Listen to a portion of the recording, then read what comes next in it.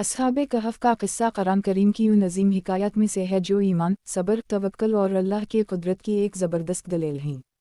ये कहानी न सिर्फ मुसलमानों के ईमान को मजबूत करती है बल्कि हर इस इंसान के दिल को झंझोड़ देती है जो दुनियावी ताकतों के आगे झुकने के बजाय अल्लाह वाहिद की इबादत और इसके दीन पर कायम रहने का फ़ैसला करता है। अस्हाब कहफ की दास्तान एक ऐसी दास्तान है जिसने सदियों से इंसानियत को हैरान और मुतवज्जह किया है।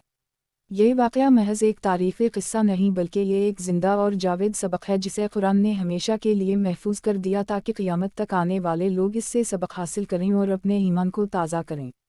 रिवायत है कि ये नौजवान किसी ऐसे दौर में ज़िंदा थे जब बादशाह वक्त अपनी रियाया पर जुल्म के साथ साथ शिर्क और बुत परस्ती को भी मुसल्लित कर चुका था। वो दूर ऐसा दूर था जब अल्लाह की तौहीद का नाम लेना जुर्म समझा जाता था और जो भी तौहीद का ऐलान करता उसे सख्त सज़ाएं दी जाती। उस वक्त के ये नौजवान जो बाद में अस्हाबे कहफ के नाम से मशहूर हुए, असल में मुआशरे के आला घरानों से ताल्लुक़ रखते थे। ये नौजवान अपने मुआशरे की गुमराही और कफर को देखकर सख्त दिल गिरफ्तार हुए।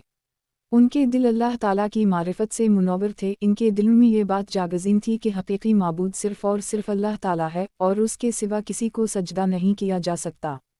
ये नौजवान जब देखते कि लोग कैसे बेजान पत्थरों, लकड़ी के तराशे हुए बुतों और खुदसाख्ता माबूदों के सामने सजदा रेज़ हैं तो उनका दिल खून के आंसू रोता। वो सोचते कि ये कैसा अंधेरा है जिसने इंसान की अक़ल को जंजीरों में जकड़ रखा है।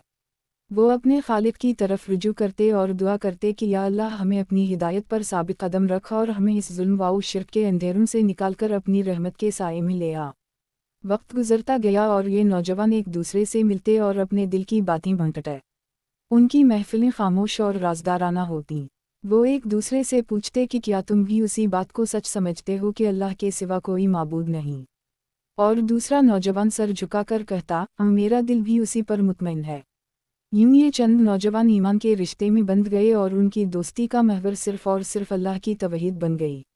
लेकिन बादशाह के दरबार में यह खबर पहुंची कि शहर के चंद नौजवान ऐसे हैं जो बुतों की पूजा से इनकार करते हैं और सिर्फ एक खुदा की इबादत करते हैं। बादशाह ने उनको बुलाया और धमकाया कि तुम्हें अपनी ये हरकत छोड़नी होगी वरना अंजाम बहुत बुरा होगा। इन नौजवानों ने अदब से मगर पुरज़म लहजे में कहा कि हमारा रब सिर्फ अल्लाह है जिसने आसमानों और ज़मीन को पैदा किया, हम उसके सिवा किसी को माबूद नहीं मान सकते। बादशाह ग़ज़बनाक हुआ और कहा कि अगर तुम अपने अक़ीदे पर कायम रहे तो तुम्हें सख्त अज़ियत दी जाएगी। ये सुनकर नौजवानों ने फ़ैसला किया कि अब वक्त आ गया है कि वो इस शहर और इस जालिम बादशाह से दूर चले जाएं। इन्होंने एक दूसरे से कहा कि आओ हम किसी महफूज जगह का रुख करें जहां हम सिर्फ अपने रब की इबादत कर सकें। अल्लाह ताला ने उनके दिल में ये बात डाल दी कि एक पहाड़ की